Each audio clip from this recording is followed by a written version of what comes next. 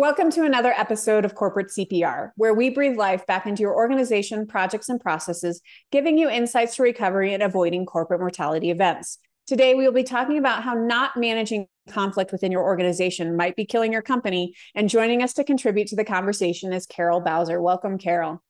Hello, so pleased to be here. I'm very excited you're here. Can you share about your background, please? Certainly. So I am a recovered employment lawyer who got the inspiration to take mediation training before going to law school. And that made all the difference because I wasn't just looking at quote unquote legal solutions or legal strategies. I was looking at what about the people? What about the individuals who are involved, who are in points of pain, frustration, dissatisfaction, that then is having cascading impacts on families, businesses, and the community. So I practiced employment law for a little while, and I was a contract mediator for the Equal Employment Opportunity Commission. That's the federal agency that oversees anti-harassment, anti-discrimination law. So I got to hear a lot of stories about people who felt they were being treated illegally.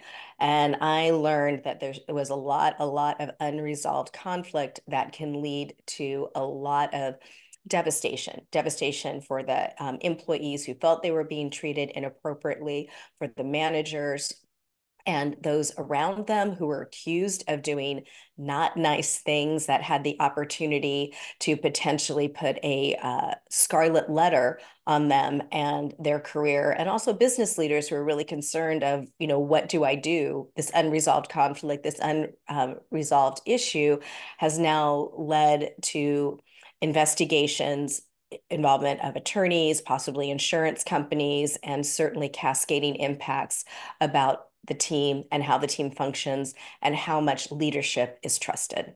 So I started conflict management strategies over 20 years ago, and now I get to help organizations prevent or address the sources of workplace conflict through training, coaching, mediating, and facilitating. And it's been quite a ride.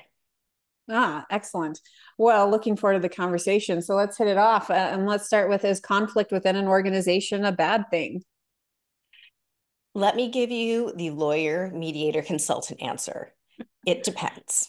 So there's a lot of, I'm going to use an antiquated expression, print. I'm not sure it's print anymore, but there's a lot of talk about how, conflict, it can be healthy. There are crucial conversations, careful conversations, carefrontations, all of these different things that are trying to address how do we bring people forward and get them engaged, and then how do we engage with people so that way there isn't groupthink, there isn't the yes, yes, yes, rather than the hey, I have a question or concern, or being able to give feedback conversations or difficult conversations where it feels as though something is potentially at risk.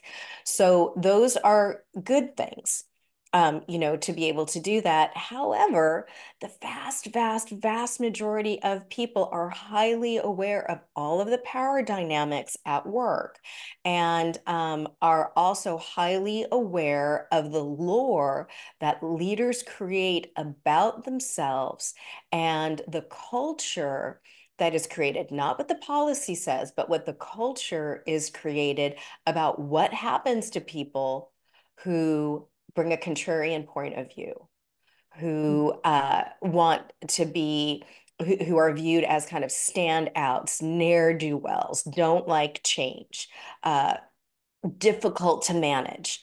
So it is not an absolute yes or an absolute no. It is a spectrum.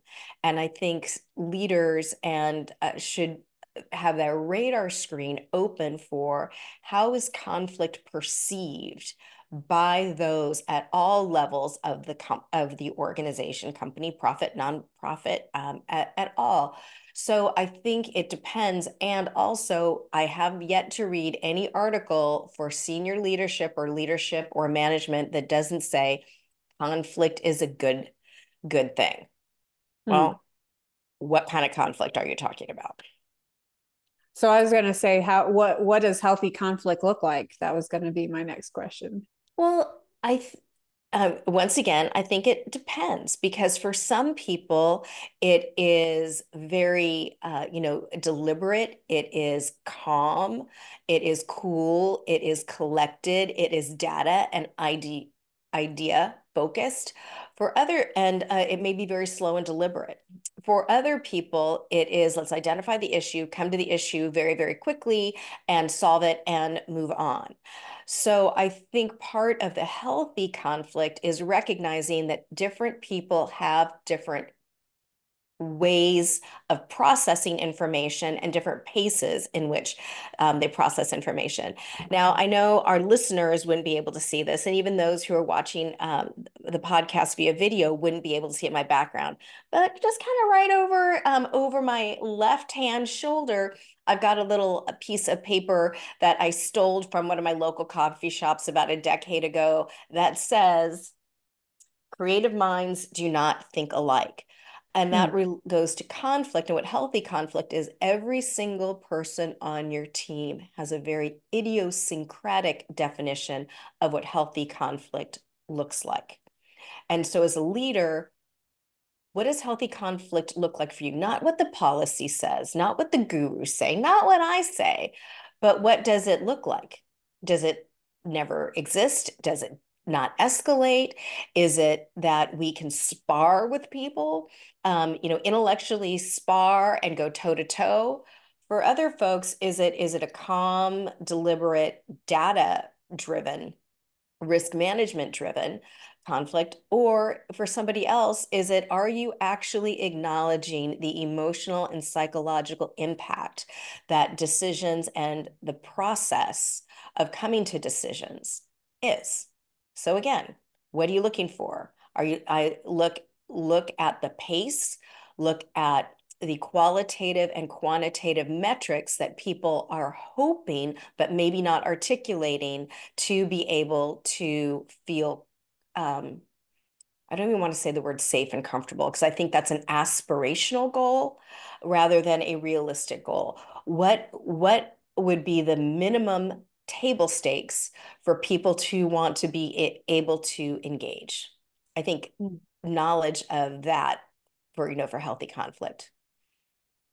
What do you think? You know, they're conflict avoiders, right? There are people who that's their kind of standard way of operating, but even people who maybe aren't conflict avoiders, there's certain types of conflict that they might shy away from, like maybe one-on-one conversation with an employee who, um, isn't performing, or something like that. What do you think drives um, conflict avoidance? Um, Two things come to mind. The first is power imbalances. In fact, the EEOC put out a research paper not too long ago that said, the vast majority of people avoid, they downplay, they talk to friends and family because the thing is, there are power structures in the workplace. Is Mm. hierarchical power, there is social capital power. There is power for access for information. There is power to include. There is power to exclude. And there is power to impact people's reputation about their competence. And one of the things that I hear and see when leaders or managers say like, hey, everyone's ideas are equal. We want to invite everybody to the table. But the answer is, I mean, let's be realistic. There are actual power structures. Not everyone has equal access to power or information. And so that's a concern, why is it that I'm not comfortable with this? And I will acknowledge that, in the world before these employees come to your workforce, there might have been abuse, neglect. It might have been pounded into them that you respect power, you don't confront. So everyone is coming with their own conflict story to you, and Mm. you may be coming up against decades of beliefs around what's appropriate and what is safe. And the other piece about, avoiding, a lot of people will just simply say, you know what, it's not worth the time, it's not worth the effort to be able Mm. to do that. There's not going to be a substantive change. And or I don't know how this person's going to react. And it may be risky to be able to do this. For example, I worked with a senior HR person, and I was brought in because there was conflict going on, and in conversation with the client, I'm like, you know what? I don't really think the all these complaints that are coming forward, I think that there's some accuracy in the complaints that are coming forward about this particular manager. And the senior HR person said, you know what, Carol, I know I have said that. I have said it over and over again, but I no longer have the social capital to bring it up again without risking my own job. Um, Mm. so I think, kind of going back to the power dynamics, those are there. Some people think it's um, polite not to bring it forward. Some people think it's risky not to bring it forward. Some people just don't think it's worthwhile to bring forward because they don't see it's going to make any difference.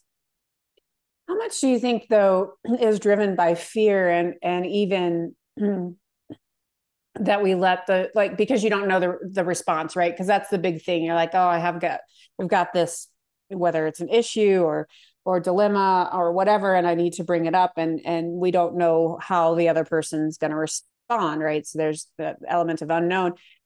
But I guess how much do you think we bring all maybe it's bringing all the past to create a bigger problem out of it before then it's really there. Do you know what I mean? Hype I think ourselves up.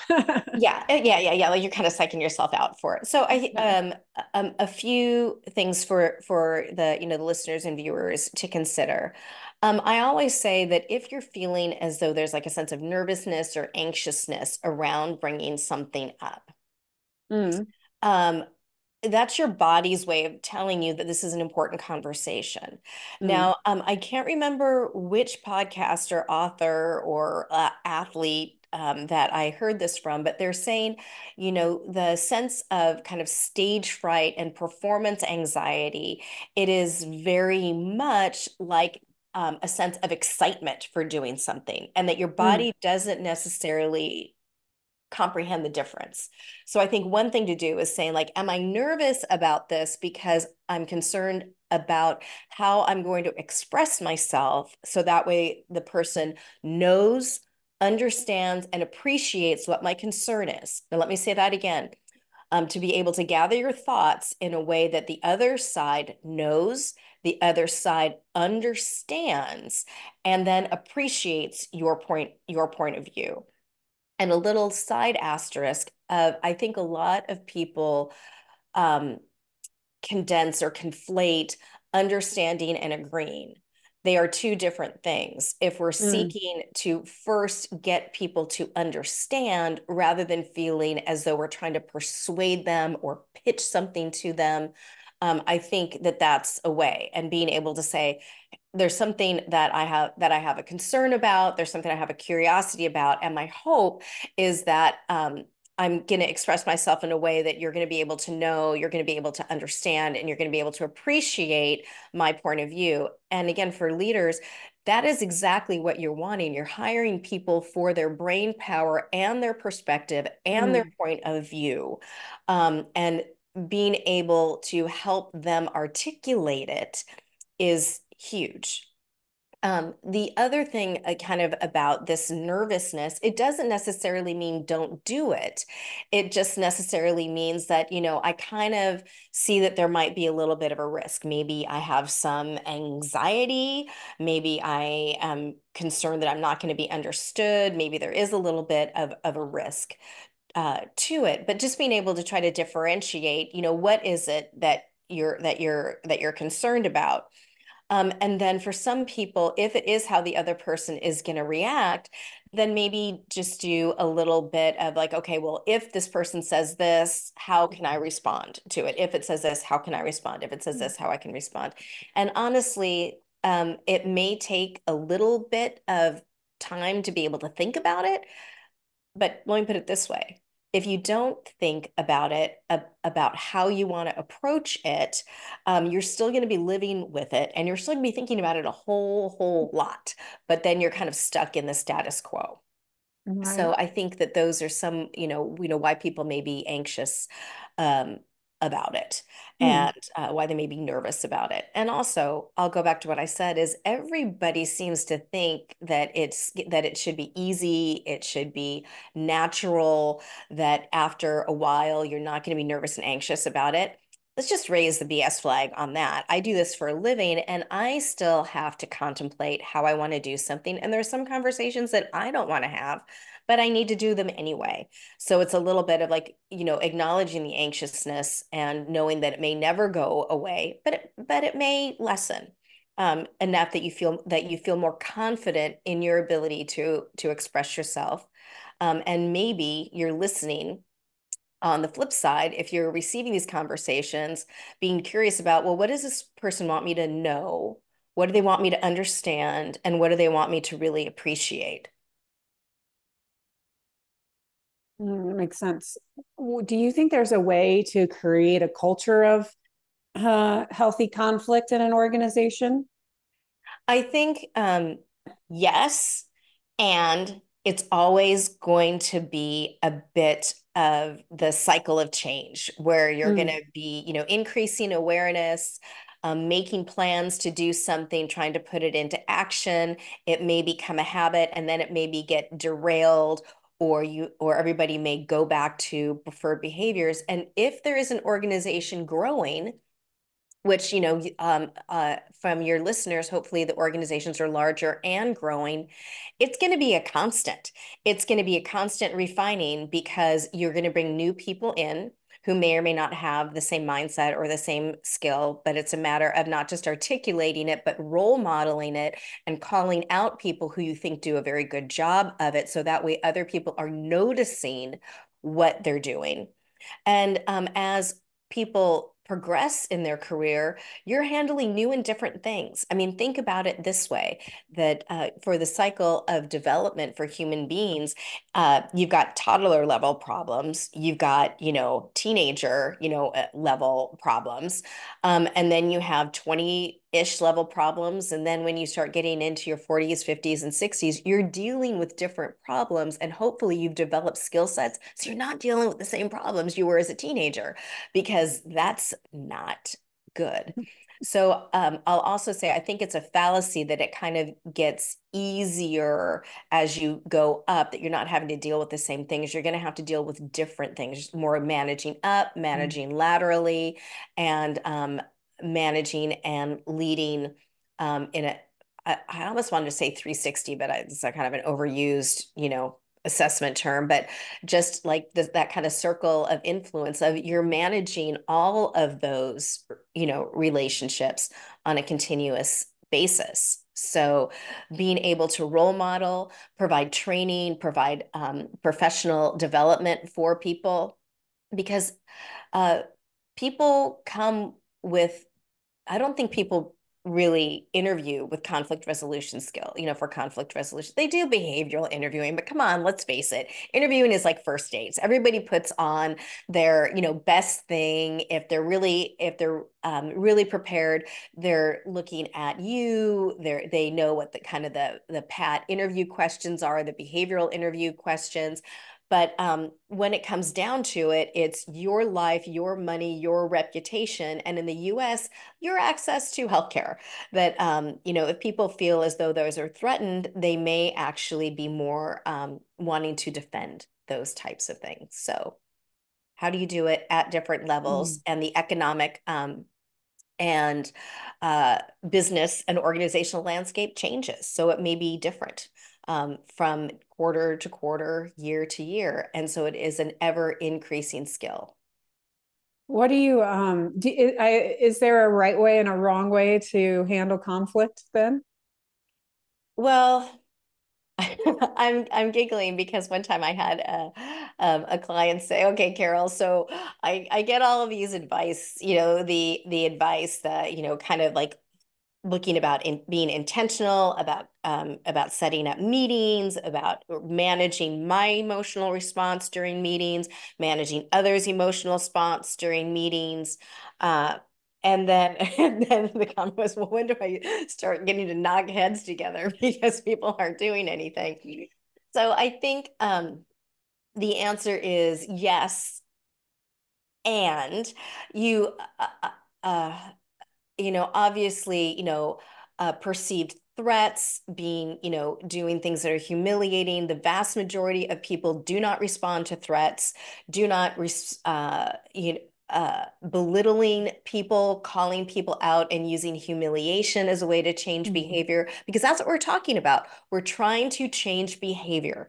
And again, I'll say that I think when we're talking about healthy conflict, what you're talking about is hearts and minds and trying to change people's beliefs about conflict. In an organization, it's how much do you want to change people's beliefs versus setting an expectation for behavior that is more likely to get positive business results and keep individuals engaged and focused on the work. Hmm. Um, what are some techniques to make conflict more productive? Like when you're going in and you're helping organizations, and mediating problems and stuff, like I assume that there's things that individuals can do to like up their conflict management game. Absolutely. So I'll give you a mediator tool. When there is conflict or and let's not even use the word conflict because that feels escalated. Maybe there's areas of concern. Maybe you're seeing areas of tension. Maybe you're seeing gaps in skill sets. So one of the things as a mediator, I would always, and as a coach, I always talk to the people beforehand of, hey, help me understand what are some key points that you're really concerned about. And so that way I know I may or may not bring it up in the meeting, but let's at least talk about it. So that way you are giving people an opportunity to recall, to reflect, and to articulate what their concerns are and maybe what some of the hesitancy is. It's a little bit of rehearsing. So that way they're developing kind of the neural pathways and practicing it ahead of time. So that way when the time comes in real time, that they can bring these areas of concern. Also, if you are leading, you should have a pretty good idea that there may be differing points of view, differing values, differing priorities. So you're trying to be able to articulate those and say there are differing views, differing perspectives, differing priorities, differing preferences, and we are trying to be able to articulate those to create a path forward. I didn't use the word balance. I didn't use the words have everything come in together because in organizations, not every preference gets action behind it. But simply being able to acknowledge that there are different points of view and different preferences and different areas of frustration, I think that's a way. So you're making the invisible visible, putting language to it, and then also hopefully have touched base with the people beforehand to get a sense of, what their feeling is. Now, I know people are saying, "Come on, we don't have that kind of time." I'm not saying it has to be big. I'm just saying, maybe it's a message on Slack or Teams of saying, hey, just so I'm prepared so I can facilitate the meeting better, can you give me like 2 or 3 bullet points of what your prime concerns are and where you see we may have areas of differing opinions in this. That's all you're doing. And so you're getting people, one, to think about their thoughts and then also reflect where there might be differing opinions in the room. So you're just kind of, planting that seed. So a lot of my job in coaching and mediating and facilitating is helping people frame their concerns and their desires and their frustrations in ways that other people can hear. So I think that that's a good piece. And as a tangential note, if you're talking to the finance people, don't talk about feelings. Put it in data. If you're talking, to, maybe sales as well, but, get to know what language the people speak.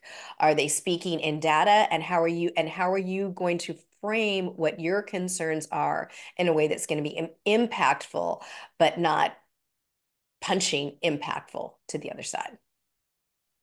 Do you, because are there practical things in the actual dialogue that you can do? And what I'm thinking of is, some things that I've heard about are mirroring, right? Yeah. So when somebody says something, you grab onto something they say and you repeat it back to them, because then it shows that you're listening. Or, the other major one you brought up, crucial conflicts, I think, and that's very much about, identifying when this happens, this is how I feel, and so it's very much around focusing on the problem and then talking about how, what the impacts of that problem are to whether the organization or you. And so anyway, so those are some that I've heard of. Do Yeah, you have yeah. ones that you recommend? So, I mean, and just to reiterate and mirror back what you said. So, yes, iMessages tend to be very good. So, iMessages rather than you, because you is always accusatory, and Mm, that is going to get people defensive, or potentially withdraw. Like the people at Crucial Conversations say, it's either kind of attack or withdraw if people are feeling called on the carpet. The other thing, about mirroring, it's a technique to be able to say, hey, I think I understand. It's also summarizing or paraphrasing. Um, I have a mixed relationship with that. One, if you are mirroring, I think it is impactful to mirror pace and intensity. mm, Uh, because that kind of but that there's also an it depends to that. But okay. mirroring pace or intensity, and then perhaps to slowly transition to making your speech slower, so that way you're not rushing through things and kind of keeping this, jittery sense of going on. You can do, I think paraphrasing is good. However, hey, what I hear you saying is so trite and so hackneyed and it feels so psychobabbly-ish that it doesn't feel genuine. Mm, But things like, okay, let me make sure that I'm understanding what you're saying. And, and also if you say, hey, if I've got it wrong, or if I leave out anything important, please let me know. Because you could kind of get it right, and you can also completely miss the important point, um, mm. for that. So I think, again, summarizing and paraphrasing, and also doing a sanity check of, did I get it right? Did I leave out anything important? There's several different books out there. Several years ago, Tina Fey, from SNL, Saturday Night Live fame, put out her book, and they talk about the tools of improv. And the tools of improv use the yes and don't try to control the situation, but are really, kind of responding and building on ideas and what the other person does. I think that yes and um, approach is a tool, and it is a skill set that those who do it very well almost do it imperceptibly. The one thing I will say is that if there is conduct and behavior that is shutting things down, that also being able to, what I just call, hit the pause button and say, hey, I need to hit the pause button. You're giving me a lot of information. I need to be able to process it.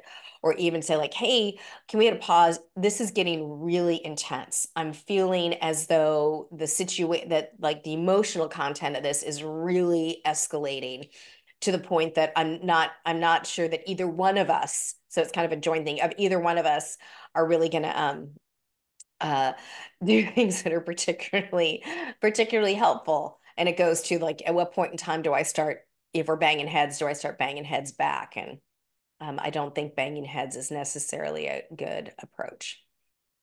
Yeah, well, I assume there's a point when emotions get to a level in which you're no longer actually processing any information because you're in some sort of fight or flight mode. Absolutely correct. Absolutely correct. The executive function drops out. So your ability to empathize, problem solve, do integrative thinking, strategic thinking, and even your short-term memory drops out the higher the level of stress and escalation. So again, a side note, if you're noticing that the people are super stressed, that they're not comfortable thinking on their feet, that there may be some underlying jitteriness, their body is taking over, that is impacting their executive function. So they may not be participating as much as they would want. And then also, quite frankly, when that goes, I've seen people say, being like overly truthful of like, I wanted to get you fired. There's no taking that back, and that forever changes the relationship. So Mm. being able to recognize when you may be very honest and very truthful, and how it is delivered may irrevocably change that relationship, and not for the better. Mm. What role do power dynamics play within conflict? Like I'm just thinking like in a maybe a meeting room with 4 or 5 people or something. What level of do power dynamics play in that, and how can you influence them? So the answer to that is the most powerful person in the room, their conflict style and their communication style is gonna dominate that. And unless they're aware of that and deliberately try to be able to set up a process and how they engage to role model it, that's going to happen. Um, so I try to think about in the terms of like balancing power dynamics, but first you have to be aware of power dynamics. Mm. Is it are people using the pace to either slow down to engage people, or are they using the pace, as my tennis coach once told me, the person that controls the pace controls the game. So a power balancing piece can either be speeding up the pace to disempower people, or that if you see that you've got a lot of get stuff done people, and they are feeling the need to reach a decision, perhaps we speed up certain decision making. For those, is it volume? Do we maybe speak, at a softer volume? Is it who gets to call on people? And there may be people who, and maybe that's a way of, what do you think? What do you think? What do you think? That being said, a lot of people don't like being called on. A lot of people need time and space to think, but those who are get it done, they are going to be the first out of the gate to comment. And if it is, and I just was working with a client this last week, and I asked, okay, so what does the executive board think about this? And there was about 2 seconds, and one person went straight in, and it was, well, if no one's going to answer, I'm just going to jump in. It was 2 seconds.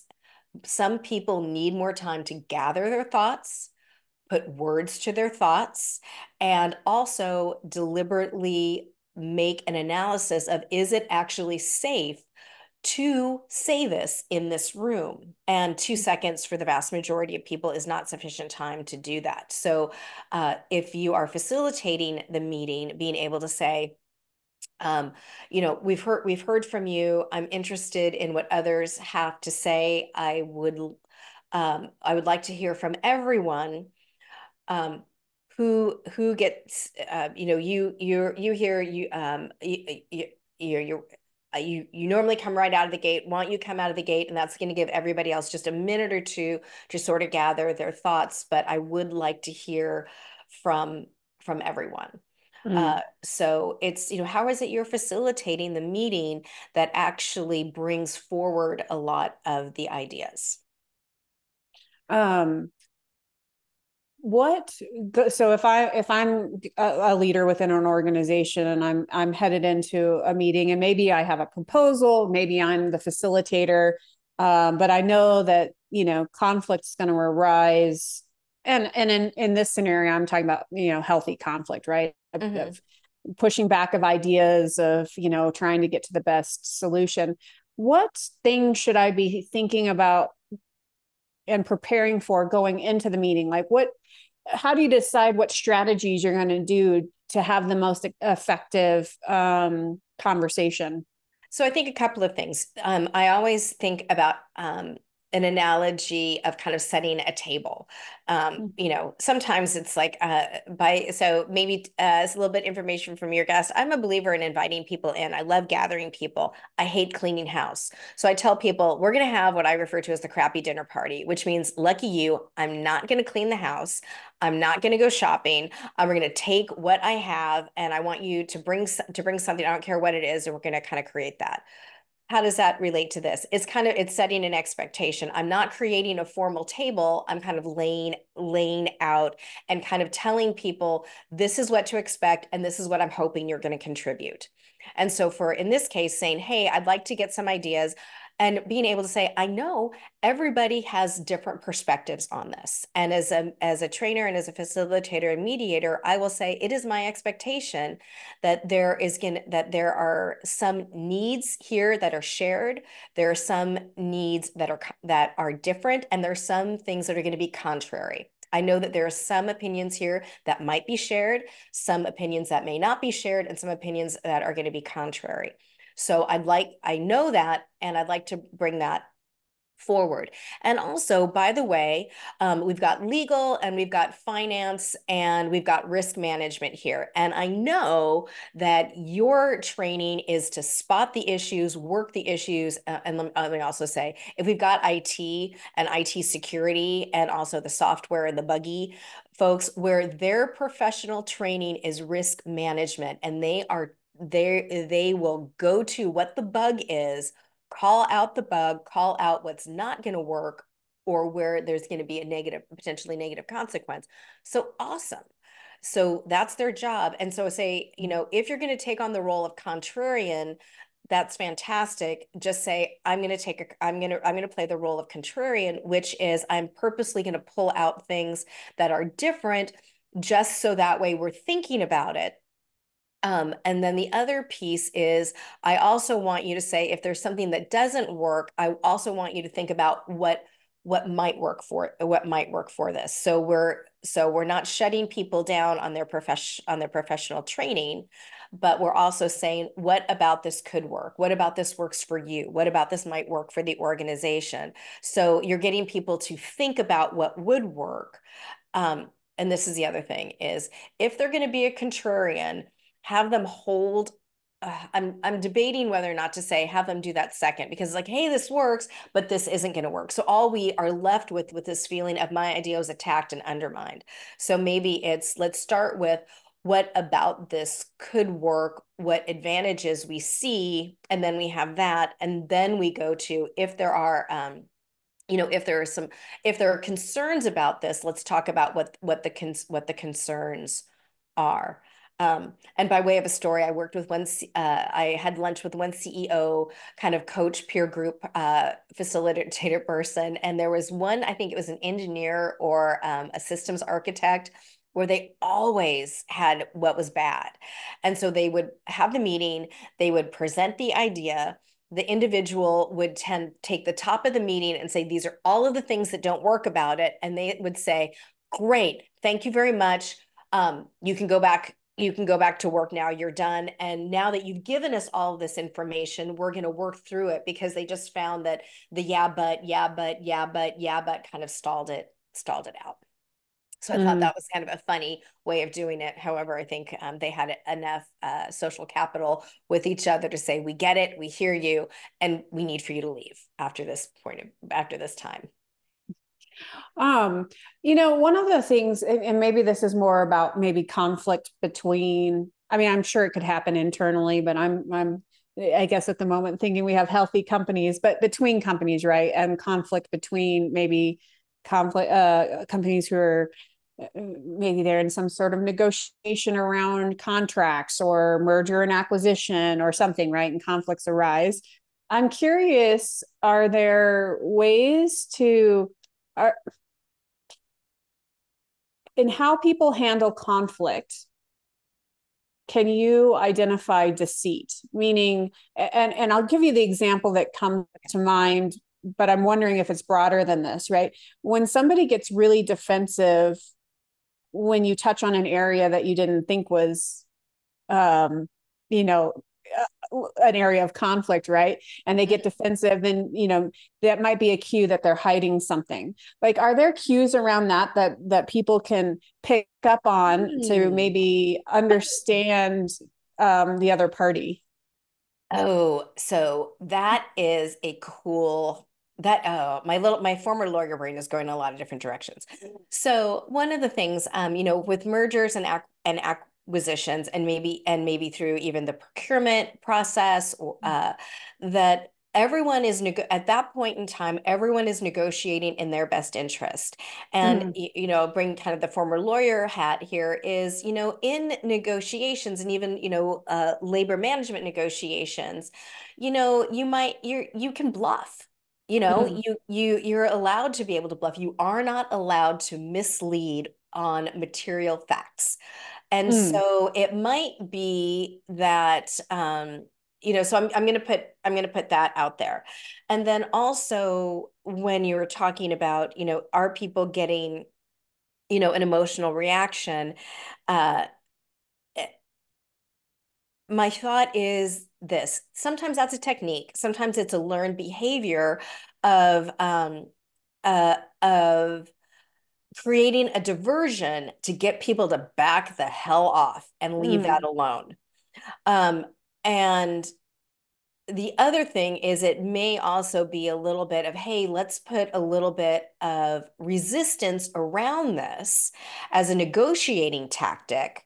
So that way it looks like we're making more of a concession or a substantial trade-off that we can then leverage through the bargaining power later on. Mm-hmm. Um, again, lawyer, things like that. It's negotiator. It's not bad. That's a judgment. It is a tactic. It is used. So many people will perhaps bring negotiation tactics to conflict resolution, which isn't necessarily a bad thing. However, in the examples that we've talked about, a merger and acquisition, or maybe it's an internal negotiation, it that presumes that you are viewing it as a one-time transaction Mm-hmm. versus a stepping stone in an ongoing working relationship. And if you're a jackass, or, in my, I want to use a different word, people remember that. People Mm-hmm. like, Yeah. yeah, Carol, she acted like a complete idiot. Was just so you are creating a reputation. Maybe it's a reputation you want. Maybe it's a no nonsense. Maybe it's like my son's kindergarten teacher who said, I'm laying down the law the first semester because if I Mm-hmm. don't lay down the rules, heavily enforce the rules, and then after several months try to go back and enforce the rules, it's mayhem. It's ridiculous because we have not set the expectations, we have not set the guidelines for what is expected behavior in this. So, I mean, is it a negotiation tactic that someone's using? Do they have a reputation for doing this? Then you're kind of bringing your negotiation mindset into this transaction, but also recognizing, is this a long-term relationship? And someone's saying like, hey, this isn't just this. We're going to have to spend the next 18 months to 2 years working together on this. And I would prefer that we have a certain degree of candor Mm-hmm. versus being able to feel as though everybody was strong armed or bent over into this, or that nobody looks forward to these meetings. I often say it should be the work that is challenging, not the working relationships. Oh, absolutely. I think that's probably a great note to end on. So, this has been a really great conversation, Carol. I would love, as you're reflecting on it, what are the top three things you want to leave behind?